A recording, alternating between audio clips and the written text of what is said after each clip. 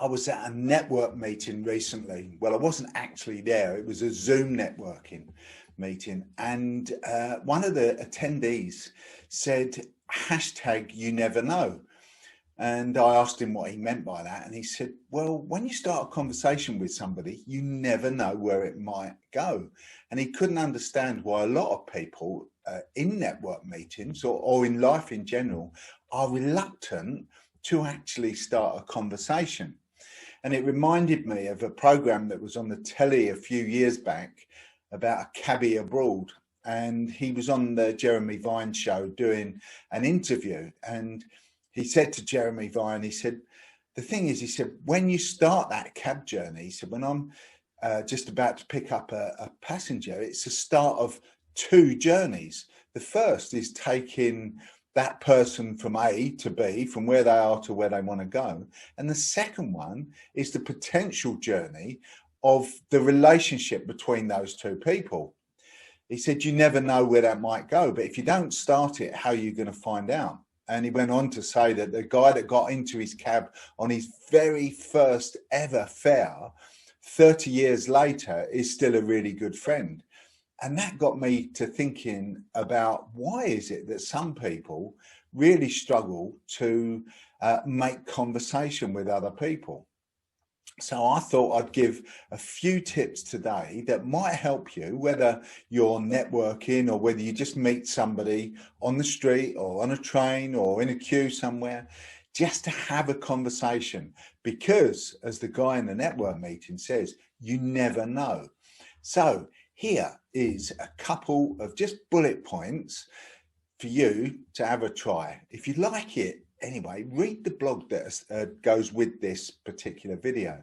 So the first thing is about a smile and eye contact. Make eye contact with somebody and just say hello. What's wrong with just saying hello to complete strangers? You know, Sarah, my wife, and I, when we go out, if we go into London for the day, you know, or anywhere different, we'll smile at everybody and just say hello and see how many people engage with us.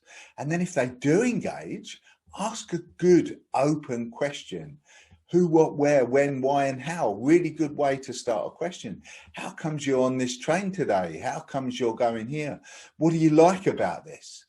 So, you know, this is all about being prepared. You know, do you need some help?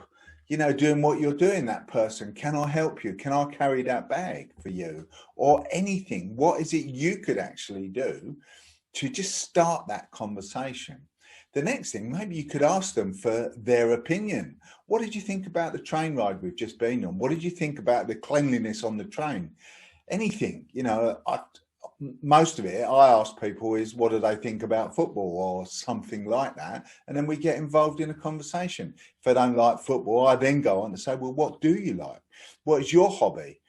So, you know, we could also share an observation, you know, which most of us Brits are really good at, aren't we? Sharing the weather. Oh, the weather's really hot, cold, you know, whichever it is, somebody's moaning about the weather, but it's a shared observation about what's going on. And then, you know, talk about a shared experience, maybe something else. So what did you think about the game we've just been to?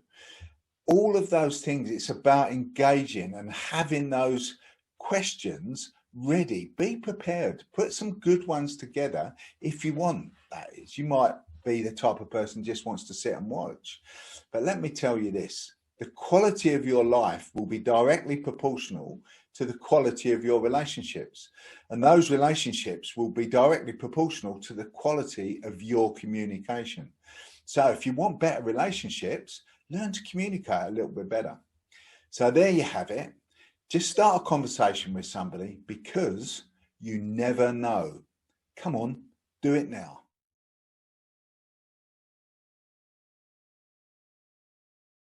And if you've enjoyed this video, please watch the next video just here or subscribe to my YouTube channel just here.